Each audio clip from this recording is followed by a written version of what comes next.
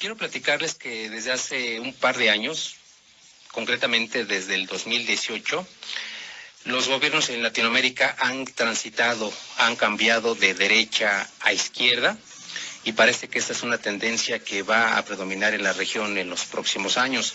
Por ejemplo, en México ganó López Obrador en el 2018, en el 2019 Alberto Fernández, en el 2020 Luis Arce en Bolivia, Alberto Fernández en Argentina, en Perú Pedro Castillo, en Chile Gabriel Boric, en este año Xiomara Castro, y desde el 2007 tenemos en Nicaragua a Daniel Ortega, desde el 2013 en Venezuela a Nicolás Maduro, en el 2019 tenemos a Díaz-Canel en Cuba y acaba de ganar hace un par de meses Gustavo Petro en Colombia. Y para hablar más a fondo de este importante tema, nuevamente se encuentra con nosotros nuestro amigo Juan Agulló. Buenas tardes, Juan, gracias por acompañarnos. Buenas tardes, muchas gracias a ti, Francisco Javier. Gracias, pues vamos a entrar en materia. Explícanos, por favor, ¿qué debemos entender por un gobierno de izquierda? Complicado, ¿no? O sea, durante la Guerra Fría igual era más sencillo definir lo que era un gobierno de izquierda, porque soviética tiraba línea y los partidos comunistas tenían obediencia obligatoria y directa hacia Moscú, ¿no? Y bueno, tenía ventajas e inconvenientes, porque guste o no, pues generaba más coherencia en los planteamientos, ¿no?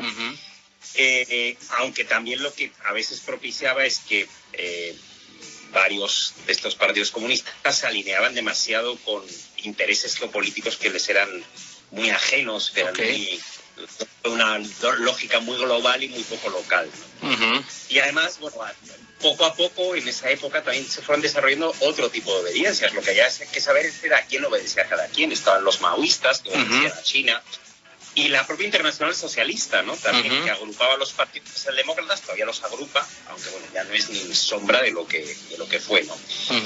Y ahora la izquierda, muchos años después del final de la Guerra Fría y de la caída del muro de Berlín, ya vamos camino de 30 y pico años, pues básicamente la izquierda es diferencia, matiz, pluralidad, ¿no? Es la izquierda hoy en día es muy heterogénea, muy compleja, ¿no? En casi todas partes. Claro. No solo en América Latina. Podríamos decir que estamos un poco ante el fenómeno inverso a lo que ocurría durante la Guerra Fría. O sea, se presta tanta atención ahora mismo a las grillas locales que a veces se termina perdiendo un poco la perspectiva local, ¿no? Global, perdón, ¿no?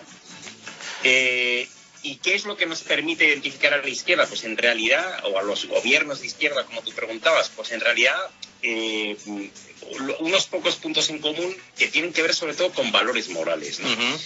El más identificable es la inclusión social, ¿no? Que está siempre como gran bandera de la izquierda, y en un poco menor medida, pues la solidaridad y el internacionalismo, que era la gran marca de la izquierda a lo largo de todo el siglo XX, ¿no?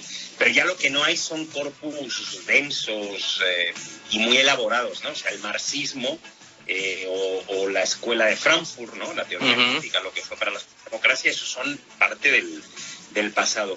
Y toda esta situación lo que propicia, pues, es un poco de despiste por un lado y de oportunismo por otro, ¿no? Los hay por un lado que se ponen la etiqueta de izquierda, ¿no? Eso es algo con lo que hay que tener mucho cuidado, aunque lo que digan y hagan no tenga demasiado que ver con la política de la izquierda. Algunos no se han leído ni a Marx, ¿no? Y los hay que más bien siguen viviendo en la obediencia a Moscú, que ni siquiera pide que se le obedezca, porque ya ni siquiera gobierna un comunista allí. Pero que siguen un poco en esa lógica de la pureza y tal, ¿no? Y entonces, bueno, condenan rigurosamente al que se sale de la línea, ¿no? Me recuerda un poco a la Iglesia Católica, ¿no? Cuando condena los pecados, ¿no? Y un poco esos son los extremos, ¿no? Pero luego, por ejemplo, dentro de los grandes retos, no solo de la izquierda como movimiento político, sino de los gobiernos de izquierda, de los grandes retos de la actualidad, para mí está el tema ecológico, ¿no? Y la relación entre conservación ecológica y desarrollo económico, por ejemplo, que es algo de nuestra época, que es algo de nuestro momento histórico, y que todavía, a pesar de su trascendencia, no tiene abordajes claros, coherentes y definidos por parte de la izquierda global y especialmente latinoamericana, ¿no? Por ejemplo, ahí en México el tema del Tren Maya es todo un tema, y es todo un tema porque sigue estando ese problema de fondo, ¿no? Además, en un continente como América Latina, que es netamente exportador de commodities, ¿no? Entonces, ¿qué se hace? ¿Se exporta o se conserva? ¿Cómo se define, ¿no?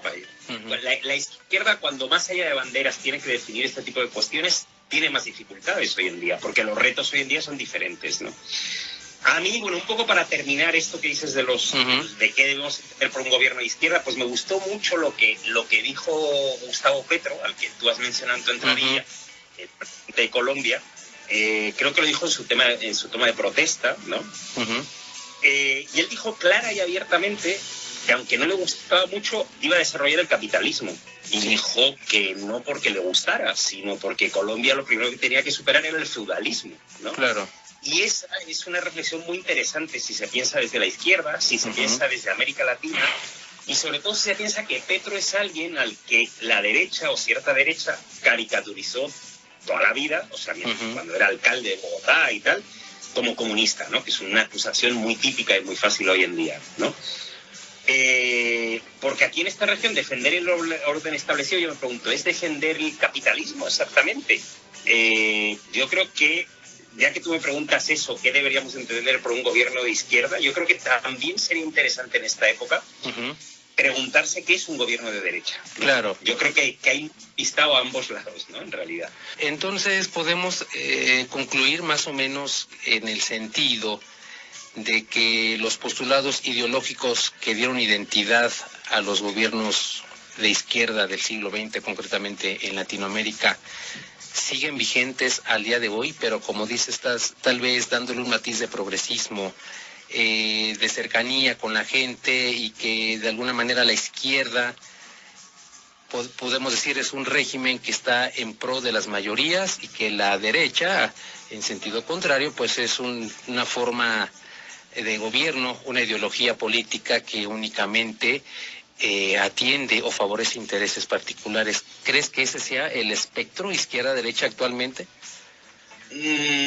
No estoy tan seguro. O sea, realmente hay muchas definiciones y muchos debates muy antiguos, ¿no? entre derecha e izquierda, pero, por ejemplo, yo no estaría tan de acuerdo con que en realidad la derecha piensa en minorías, ¿no? La derecha ahora mismo en América Latina no gobierna, pero gobierna en muchas partes del mundo. Claro. Y en América Latina ha gobernado muchas veces, ¿no? Y dentro de la propia América Latina hay gobiernos de derecha en Uruguay, en Ecuador, hay en algunos países, ¿no? Es verdad que son minoritarios, pero no, la derecha apuesta por otros que tienen otros valores y apuesta por otros modelos de desarrollo, efectivamente, ¿no?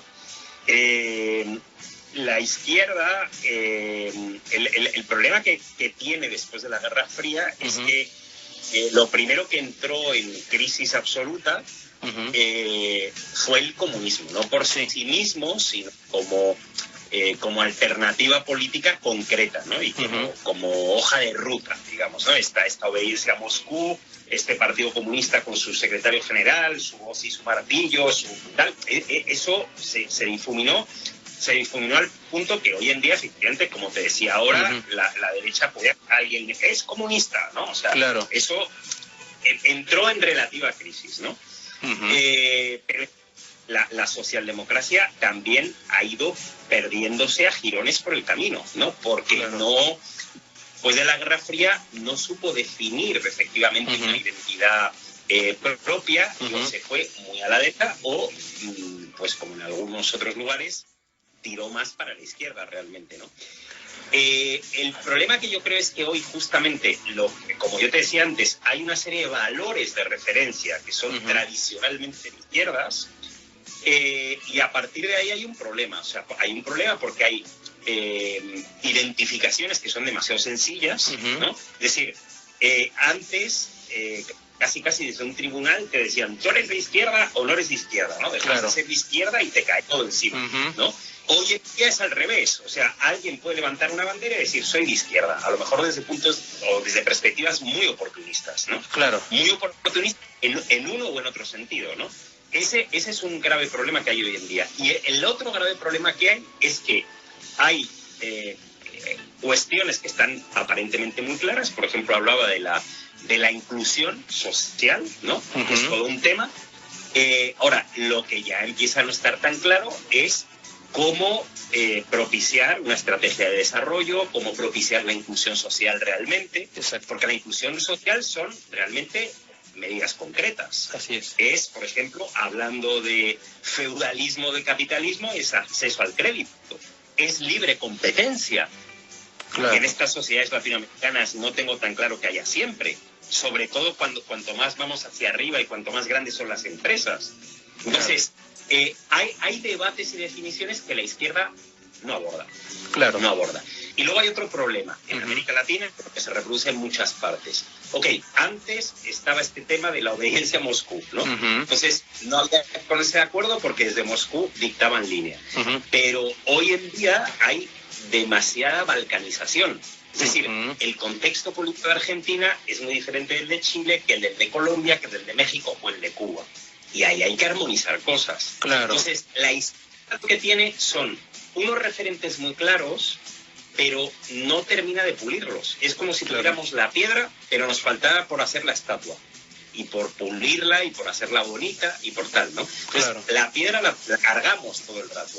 Pero la estatua, el adorno, el elemento simbólico con el que nos reconocemos y que nos podríamos reconocer en México, en Colombia, en Brasil, en Perú, no siempre está tan claro.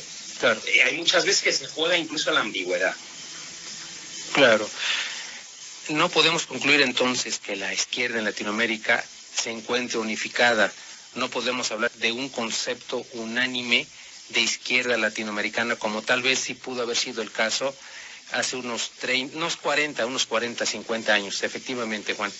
En concreto, dinos, ¿qué espera a Latinoamérica de estos gobiernos de izquierda?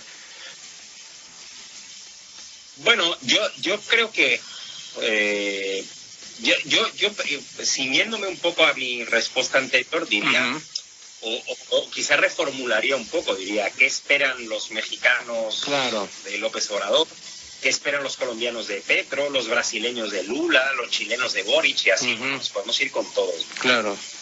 En realidad, aparentemente cosas muy diferentes, porque como te digo, los contextos son muy distintos en realidad, pero lo que desde luego pues sí hay son patrones comunes, ¿no? O sea, cuando...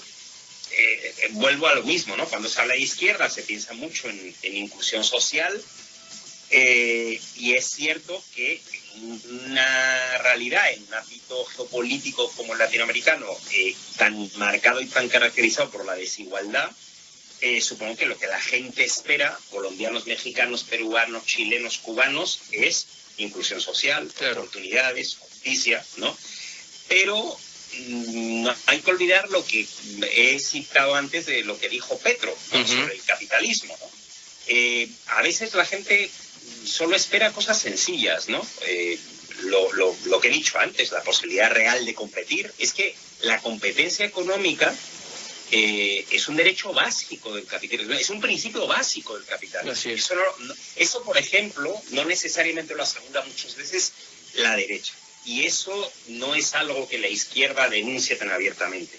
El acceso a créditos o a cómo financiar estrategias de desarrollo no nacional, sino personal, ¿no? O sea, ¿cómo puedo yo montar un negocio? ¿Cómo puedo financiar una cooperativa? Ni siquiera estamos hablando de algo, del viejo sueño liberal, ¿no? Crear un negocio y tal. No, una cooperativa. ¿Cómo monto una cooperativa? ¿Qué oportunidades, qué facilidades yo tengo? ¿Qué tal? Ese tipo de respuestas concretas son las que a veces hacen falta, ¿no? Claro. Y es que yo creo que en América Latina pues vivimos un poco realidades un poco menos capitalistas de lo que pensamos, ¿no? Un poco en el sentido de lo que dice Petro, de esa especie de feudalismo, por ponerlo de manera un poco burda. Claro. O bueno, en realidad lo que vivimos es un capitalismo muy dependiente y muy autoritario, en el que lo que prima es el extractivismo, la explotación salvaje, la precariedad, las rentas. Se crea menos riqueza que se vive de rentas. Eso es típico de casi todos los países latinoamericanos, ¿no? Claro. Así que yo creo que en definitiva no sé lo que la gente espera formalmente de la izquierda, pero yo creo que lo que debería esperar realmente es en modelos de desarrollo concretos, ¿no? Que enfrenten y resuelvan los problemas del día a día y de nuestra sociedad y de nuestro tiempo, ¿no? En realidad va de eso el asunto. Y de hecho, yo creo que sería muy interesante pensar, por ejemplo, cómo China, que formalmente, hay gente que me va a discutir esto, pero formalmente gobernado todavía por un partido comunista. Es correcto. Pero cómo China intentó y le dio vuelta a esto. Y generó un modelo de desarrollo propio. O sea, un modelo de desarrollo que tiene o que tuvo capacidad de crear riqueza y crear valor agregado. Y hoy en día produce productos que tienen mucho valor agregado y poco a poco ha ido generando una estrategia de desarrollo nacional impresionante y que ha exportado a lugares como África y tal, ¿no? Esto no quiere decir que yo esté diciendo, no, va por ahí o debería ir por ahí, porque realmente la gente sí espera respuestas y cuando no hay más respuestas que ciertas prácticas demasiado repetidas y que no desembocan en demasiados resultados, pues llegan los gobiernos de derecha. Claro, es la solución de sus problemas, como bien refieres, del día a día, implementar un modelo económico que pueda crear desarrollo para todos, pueda distribuir la riqueza de manera equitativa. Yo creo que eso es lo que espera la gente de un gobierno de izquierda o de derecha. Finalmente, en las democracias occidentales, cualquiera que sea el color del gobierno o la ideología de algún partido en particular, lo que la gente espera es precisamente eso, la solución de todos sus problemas. Muchísimas gracias, Juan. Muy acertadas todas tus respuestas, como siempre. Y antes de despedirnos, quiero comentarles que pueden seguir a nuestro amigo Juan Agulló en sus redes sociales. En Twitter lo encuentran como @JAgullóF y en LinkedIn lo encuentran con su nombre, así, Juan Agulló. Juan, muchísimas gracias por tu disposición nuevamente para este espacio. Gracias a ti.